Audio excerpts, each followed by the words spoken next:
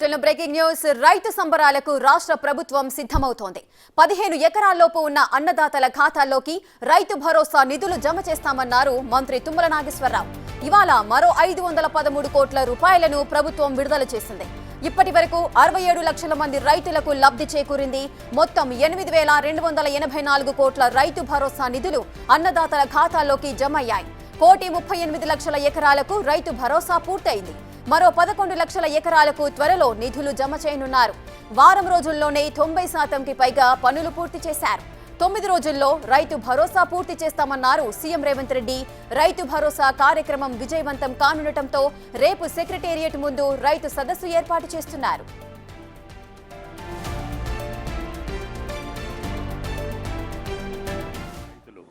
రాజుగా ఉండాలి అంటే రాష్ట్ర ప్రభుత్వం ఇందిరమ్మ రాజ్యంలో ప్రజాపాలనలో ఏ కార్యక్రమాలు చేస్తే రైతు సంతోషంగా ఉండగలుగుతాడు అని చెప్పి ఆలోచించి రాష్ట్ర ప్రభుత్వానికి భారమైనప్పటికీ ఆయన గారి యొక్క ఆలోచనకు అనుగుణంగా రామకృష్ణారావు గారు ఈ దేశంలో ఏ రాష్ట్ర ప్రభుత్వం చేయలేనటువంటి సాహసాలు ఈనాడు రేవంత్ రెడ్డి గారి ప్రభుత్వంలో జరిగింది.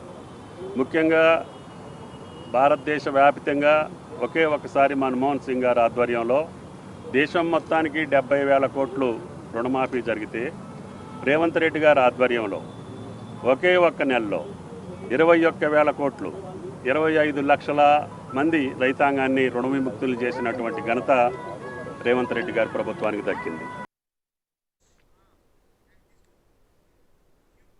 ఎసిగా రేపు సెక్రటేరియట్ ముందు రైతు సదస్సు ఏర్పాటు చేయబోతున్నారు. పూర్తి డీటెయిల్స్ మా ప్రతినిధి వాసు లైవ్ లో అందిస్తారు. వాసు, రైతు భరోసా కార్యక్రమం విజయవంతం కానుండటంతో రేపు రైతు సదస్సు ఏర్పాటు చేయబోతున్నారు. ఏర్పాట్లు ఏ విధంగా ఉన్నాయి? పూర్తి డీటెయిల్స్ ఏంటి? రేపు రాష్ట్ర పాలనా విభాగం సెక్రటరీ దగ్గర నుంచి కూడా రైతు సంబంధించినటువంటి రైతు సదస్సు ప్రారంభించబోతా ఉన్నారు. దీనికి ముఖ్యమంత్రి నేరుగా హాజరు కాబోతున్నారు.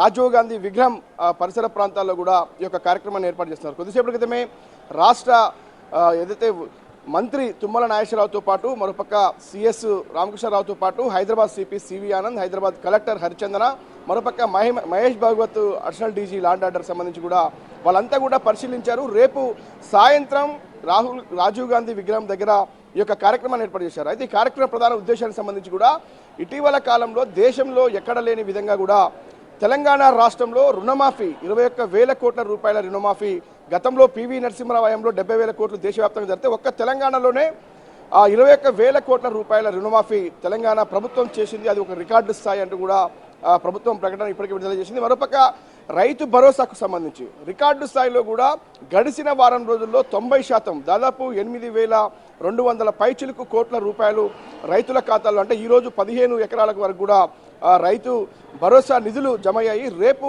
మొత్తం ప్రతి ఎకరాకు 1,49 లక్షల ఎకరాలకు 9,000 కోట్ల రూపాయలు వారం రోజులు, అంటే దాదాపు ఈ రోజుకు వారం రోజులు గడిచింది. రేపటికి 9 రోజులు గడిచిన నేపథ్యంలో కూడా పూర్తి స్థాయిలో ముఖ్యమంత్రి రేవంత్ రెడ్డి రైతు నేస్తం కార్యక్రమం సందర్భంగా వారం రోజుల క్రితం హామీ మేరకు 9 రోజుల్లో 9,000 కోట్ల రూపాయలు రైతుల ఖాతాలో జమ చేస్తామని ఇప్పటికే హామీ ఇచ్చారు. హామీ రేపటితో నెరవేరుస్తుంది. కాబట్టి పూర్తి స్థాయిలో కూడా రైతు పక్షపాత ప్రభుత్వంగా కూడా రైతుల సంక్షేమానికి కట్టుబడి ఉంది. ఏదైతే వానాకాలం పంట సహాయానికి సంబంధించి కూడా రైతు భరోసా నిధులు పూర్తి స్థాయిలో రేపటితో పూర్తిగా అవుతున్న నేపథ్యం కావచ్చు, రుణమాఫీకి సంబంధించి కూడా దేశంలో ఏ రాష్ట్రం చేయని విధంగా కూడా 2 లక్షల రూపాయల రుణమాఫీ అంశం కావచ్చు, ఇతర రైతు నేస్తం కార్యక్రమం, అంటే రైతులు ఏ భూముల్లో ఎలాంటి పంటలు పండించుకోవాలి, రైతుల ప్రధాన సమస్యలు ఏంటి, గిట్టుబాటు ధరలేంటి, రైతుల బోనస్ విషయం కావచ్చు, పంటల వాణిజ్య పంటల విషయంలో కావచ్చు, ఫామ్ ఆయిల్ రైతులకు సంబంధించినటువంటి మేలు గురించి కావచ్చు, తెలంగాణ రాష్ట్ర ప్రభుత్వం చేయబోతున్నటువంటి సంక్షేమ పథకాల విషయంలో రైతులకు ఎలాంటి లబ్ధి చేకూరుతా ఉంది, ఇంకా రైతులకు ఏమైనా సమస్యలు ఉన్నాయా, సంక్షేమ పథకాలు అందుతున్నటువంటి తీరు ఎలా ఉంది అనేది మాత్రం ముఖ్యమంత్రి మంత్రులు రేపు నేరుగా కూడా రేపు జరగబోయేటువంటి రైతు సదస్సు కార్యక్రమంలో కూడా ముఖ్యమంత్రి పాల్గొనబోతా ఉన్నారు. రైతులతో 1000 మంది రైతులు ఈ కార్యక్రమానికి హాజరుగా వాళ్ళతో నేరుగా కూడా ముఖ్యమంత్రి కలిసి మాట్లాడే అవకాశం ఉంది. రాష్ట్ర వ్యాప్తంగా పలు జిల్లాల నుంచి రైతులు అయితే రాబోతా ఉన్నారు.